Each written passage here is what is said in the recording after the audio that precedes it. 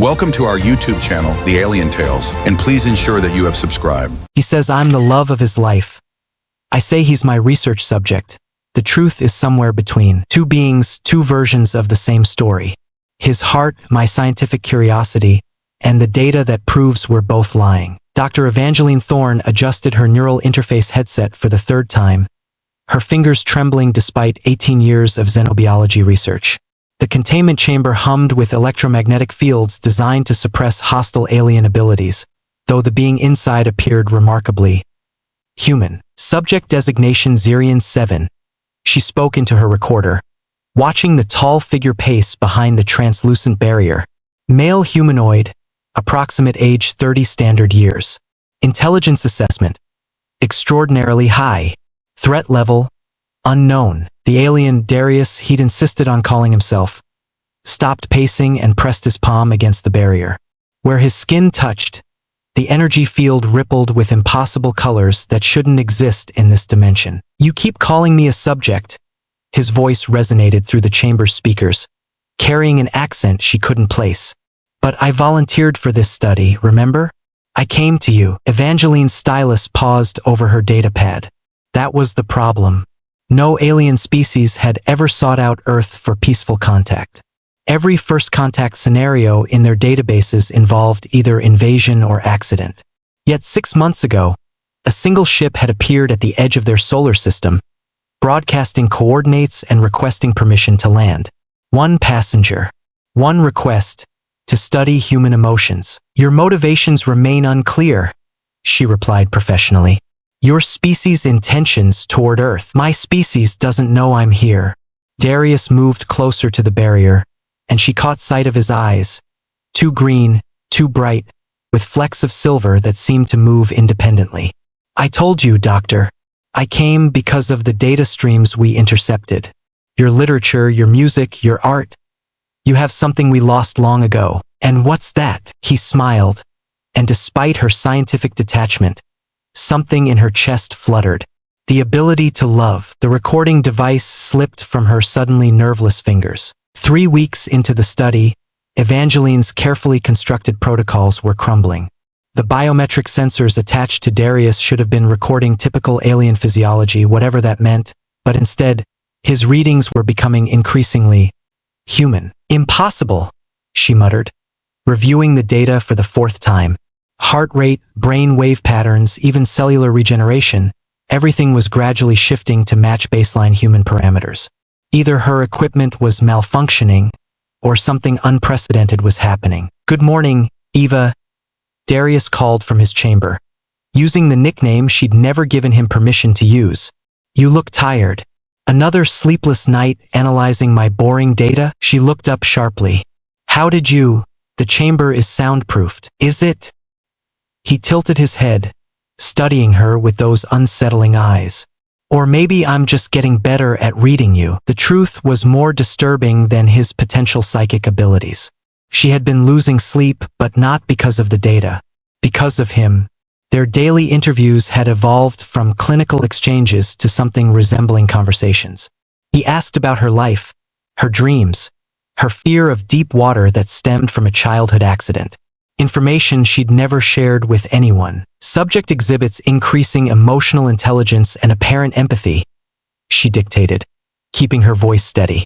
Possible psychic abilities or advanced psychological manipulation techniques. Eva. His voice was softer now, concerned. When was the last time someone asked how you're feeling? Her stylus snapped in her grip. Because the answer was never. In 18 years of research, consumed by work and academic achievement, she'd built walls around herself that even her closest colleagues couldn't breach. That's not relevant to this study, isn't it? Darius placed both hands against the barrier, and the electromagnetic field flickered.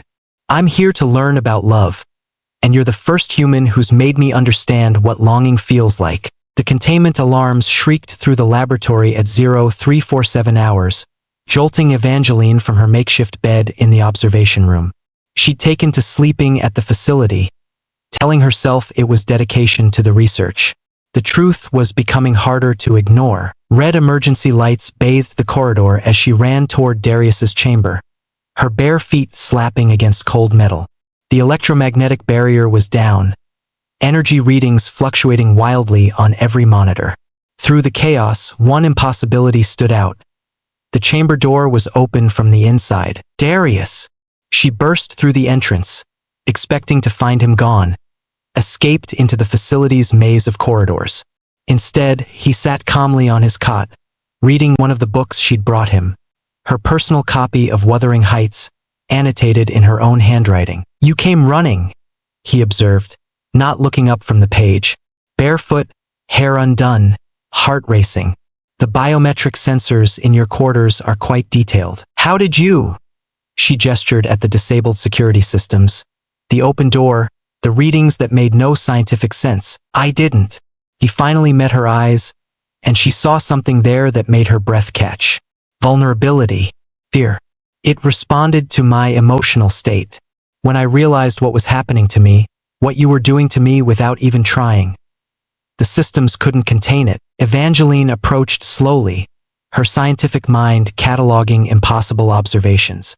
The air around him shimmered with residual energy. Where his fingers touched the book's pages, the paper seemed to glow faintly. Most disturbing of all, her own hands were trembling with something that felt like recognition. "What are you?" she whispered. "Someone who spent 300 years studying emotion from the outside," he replied, standing and moving toward her. "Someone whose people abandoned love because it was too dangerous, too chaotic to control. Someone who thought he understood loneliness until he met a brilliant woman who's built a career out of keeping everyone at arm's length." He stopped just close enough that she could feel the warmth radiating from his skin. "The question is, Eva, what are you?" 14 days since the containment breach, and Evangeline's research was fragmenting like corrupted code. Her daily reports to the Oversight Committee grew shorter, more evasive, filled with technical jargon that obscured rather than illuminated. The truth was too complex for neat categorization. Her subject was no longer contained, and she was no longer objective. Darius had been given limited access to the facility, under constant surveillance that he seemed to ignore with practiced ease. He spent his time in the library, the observation deck, and increasingly in her laboratory. Not as a subject, but as something approaching an equal. "Your cellular regeneration rate has increased by 12%, she reported during their morning session, stylus poised over her data pad. "Brain wave patterns show continued integration with human baseline parameters.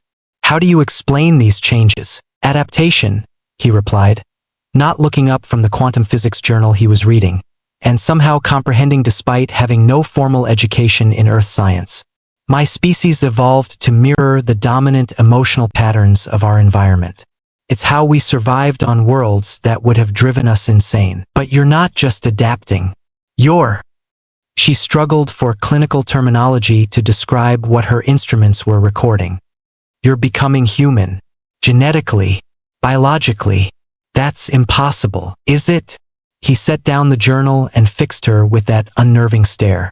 "Or is it just unprecedented? How many members of my species have spent extended time in close proximity to a human experiencing?" He paused, as if searching for the right word. "Emotional awakening." Heat flooded her cheeks. "This is a professional relationship. Your biorhythms suggest otherwise.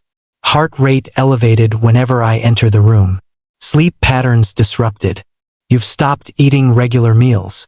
He stood and moved closer, and she noticed he no longer triggered the proximity alarms.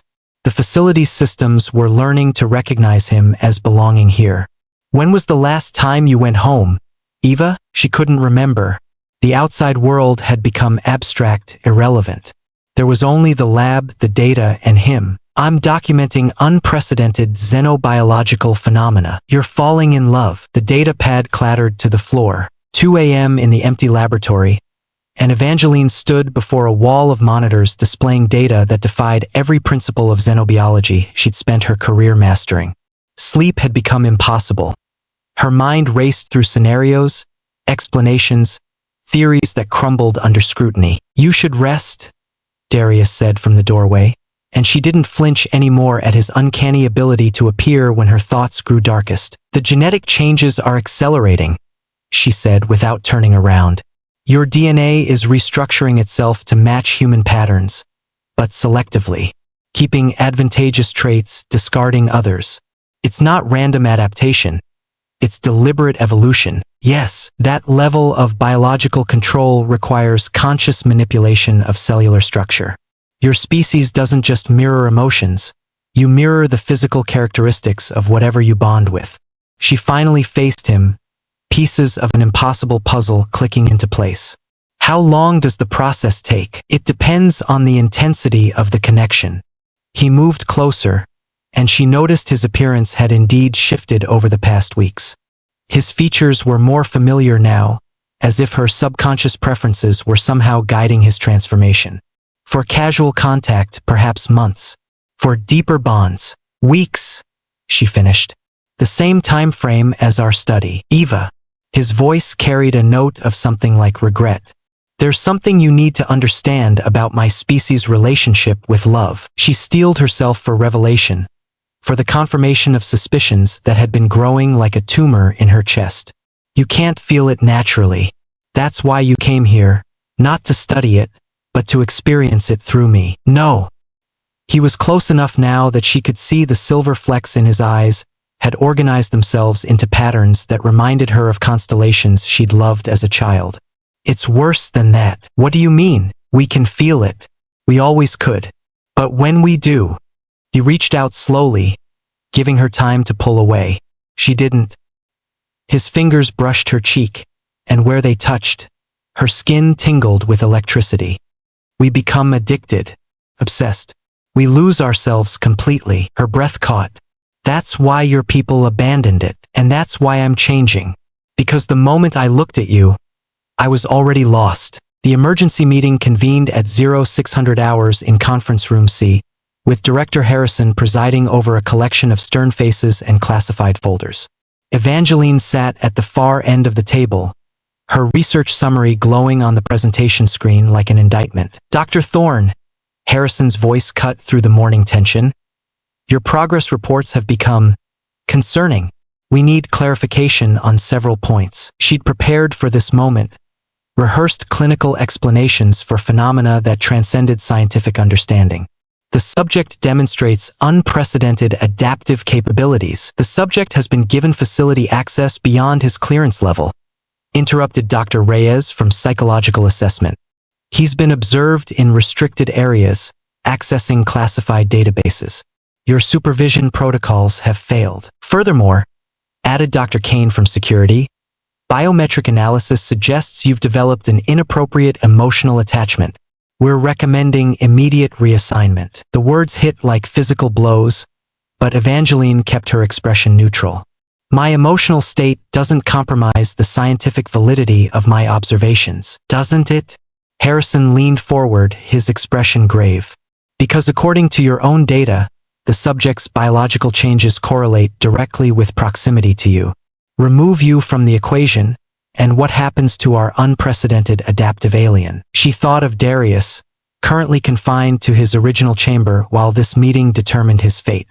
Thought of the way his eyes had lost their silver flecks overnight when the security protocols separated them. Thought of her own inability to focus, to eat, to think about anything beyond the growing ache in her chest. You want to transfer him to another facility, she realized. We want to understand whether we're studying xenobiology or xenopsychology, Harrison replied. Whether this creature is genuinely adapting, or whether he's manipulating our most experienced researcher. And if the changes are irreversible? If separation causes permanent psychological damage? Harrison's smile was cold. Then we'll have learned something valuable about the nature of alien manipulation techniques. Evangeline's hands clenched beneath the table, and she understood with crystalline clarity that she was no longer thinking like a scientist. Midnight evacuation protocols had never been designed for a facility housing an emotionally destabilized alien with reality warping capabilities. Evangeline moved through darkened corridors, her security badge modified by skills she'd forgotten she possessed, heading toward a confrontation that would end her career. The electromagnetic barriers around Darius's chamber flickered intermittently, responding to his deteriorating emotional state. Through the observation window, she could see him sitting motionless on his cot, staring at nothing. The vibrant, almost human being she'd grown to care for had become something hollow and brittle. The separation is killing him, she said into her recorder, habits of documentation persisting even now. Biorhythms indicate severe psychological distress. Cellular regeneration has ceased. He's reverting to his original form. She deactivated the barrier and stepped inside. Darius looked up slowly, and she saw that his eyes had returned to their original alien configuration. Too bright, too green, with silver flecks that swirled like distant stars. "They're transferring me tomorrow," he said, his voice lacking its usual warmth. "Different facility, different research team. You'll finally have your career back. Is that what you think I want?" He stood, moving with the fluid grace she remembered, but something essential was missing. The spark of recognition, of connection, had dimmed. "Isn't it? You're a scientist, Eva. You built your life around observation, analysis, emotional distance. I'm the anomaly that disrupted your perfectly controlled existence." She wanted to deny it, to list the ways he'd become more than a research subject. Instead, she found herself asking the question that had haunted her for weeks. Was any of it real? The conversations, the connection? Or were you just studying me the way I was studying you? Does it matter? He reached out, stopping just short of touching her face. "We're both alone again. You can go back to your research, and I can pretend I never learned what longing feels like. But you can't, can you?" She stepped closer, close enough to feel the energy that still radiated from his skin. "Neither of us can go back." His control cracked, just for a moment, and she saw the truth in his expression. He was just as lost as she was. The stolen transport ship's navigation system beeped softly as they cleared Earth's gravitational field. Two fugitives bound together by forces neither fully understood. Evangeline stared at the star charts with hands that no longer trembled, her decision made with the finality of a chemical reaction. "You realize they'll consider this an act of treason," she said, adjusting their trajectory toward the coordinates Darius had provided. "Aiding an alien escape, theft of government property, abandonment of critical research. Is that what this is?" Darius sat beside her in the co-pilot's seat, his appearance stabilizing now that they were together again. The silver flecks in his eyes had begun to reorganize themselves into familiar patterns. An alien escape? She considered the question seriously. Over the past hour, as they'd planned and executed their departure, she'd felt more clear-headed than she had in weeks. Not the obsession that Harrison and the committee had diagnosed, but something closer to scientific clarity. "No," she admitted. "This is a field study. Elaborate." She called up the data files she'd managed to download before their escape. Terabytes of biological and psychological observations that painted an incomplete picture of what they'd experienced. "Your species and mine, we've never encountered anything like this. The adaptive bonding, the emotional resonance, the way we're changing each other at a cellular level. We're not just studying love, we're evolving it. And you want to see where it leads. I want to understand what we're becoming." She turned to face him fully, noting how his features had shifted again, becoming more familiar, more right. "Your world, the one we're traveling to. What will your people do when they see what's happened to you?" His expression darkened. "They'll try to separate us. Permanently. They'll see our bond as contamination, as evidence that emotional attachment leads to chaos and destruction. Will they be wrong?" Darius was quiet for a long moment, studying the star field ahead. "I don't know. 300 years ago, my people nearly destroyed themselves in emotional wars. Love became obsession, obsession became violence. We chose logic and survival over feeling. But you chose differently." He chose you. The planet Nethys hung before them like a jewel of impossible geometry, its surface covered in crystalline cities that seemed to grow from the ground itself. Evangeline gripped the transport's controls as they descended through an atmosphere that tasted of copper and ozone, toward a homecoming that might become a trial. "The landing coordinates will take us directly to the Council of Synthesis," Darius explained, his voice tight with apprehension. "They've been monitoring our approach since we entered the system." Through the viewports, she could see figures waiting on the landing platform. Tall, elegant beings with the same ethereal beauty as Darius, but cold and distant in a way he no longer was. Their eyes tracked the ship's descent with expressions of clinical interest. "They don't look happy to see you," she observed. "They're not. I was supposed to study human emotion from a safe distance, report my findings, and return with data that would confirm our decision to abandon such feelings was correct." He reached over and took her hand, their fingers intertwining with a familiarity that still surprised her. "Instead, I'm returning transformed, bonded to an alien who has somehow learned to love in species she was supposed to be studying objectively." The ship touched down with barely a whisper, and Evangeline felt her scientific training assert itself. Whatever happened next, she would observe, analyze, and understand.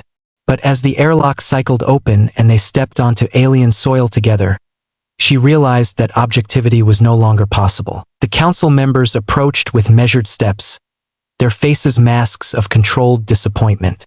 At their head walked a being who could have been Darius's twin, if Darius had never learned to smile. Darius Kethmindel. The leader spoke in a voice like distant thunder. "You have violated every protocol of the synthesis. You have allowed emotional contamination to alter your essential nature. You have compromised our research and endangered both our species." "I have learned what it means to be alive," Darius replied, not releasing Evangeline's hand despite the shocked gasps that rippled through the assembled council. The leader's gaze shifted to Evangeline, and she felt something probe at the edges of her consciousness. A mental touch that was quickly withdrawn. "And you, human scientist, you have corrupted one of our most promising researchers with your primitive emotional responses." Evangeline straightened, drawing on 18 years of academic confidence. "With respect, I think we've corrupted each other. And I think that's exactly what we needed." 1 year later, Evangeline stood in the Observatory of Unified Sciences on Nethys, watching binary stars dance around each other in an eternal spiral of gravitational attraction. The facility represented something unprecedented. A joint research station where humans and Nethisians worked together to study the phenomenon they had inadvertently discovered. Subject designation: Evangeline Darius bonded pair. She spoke into her recorder, though the words felt strange now. They were no longer subjects but pioneers, the first successful example of interspecies emotional synthesis. 12 months post-initial bonding. Both subjects show continued adaptation and integration. Human subject demonstrates enhanced intuitive processing and limited telepathic sensitivity. Nethisian subject maintains emotional capacity while retaining species advantages of enhanced longevity and reality manipulation. Behind her, Darius emerged from the quantum laboratory, his appearance now a perfect blend of human familiarity and alien otherness. The council had initially wanted to separate them, to study their bond as a cautionary tale. Instead, they discovered that other Nethisians were beginning to volunteer for the emotional reintegration program. "The preliminary results from the third bonded pair are promising," he reported, settling beside her with easy affection. "Dr. Okafor and Serenity Vex touched, have achieved stable synthesis without the initial psychological trauma we experienced. Because we provided a template," Evangeline mused. "We proved it was possible to love without losing yourselves completely, and you proved that humans could expand beyond individual emotional isolation." He took her hand, and she felt the familiar thrill of connection that had only grown stronger over time. "The question is, what do we do with what we've learned?" Through the observatory's vast windows, she could see ships from both worlds docking at the station. Researchers, volunteers, and what the media had begun calling synthesis seekers. Love, it turned out, was not just an emotion but an evolutionary force, one that both species had needed to survive their next stage of development. "We keep researching," she said, smiling at the double meaning.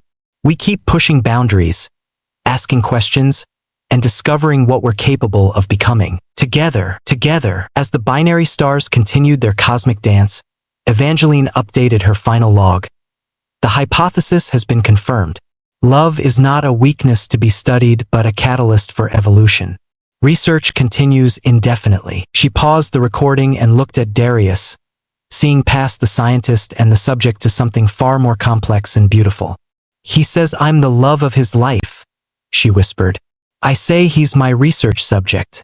The truth is, we're both right," he finished, And both completely wrong. Outside, the stars burned with the light of infinite possibilities.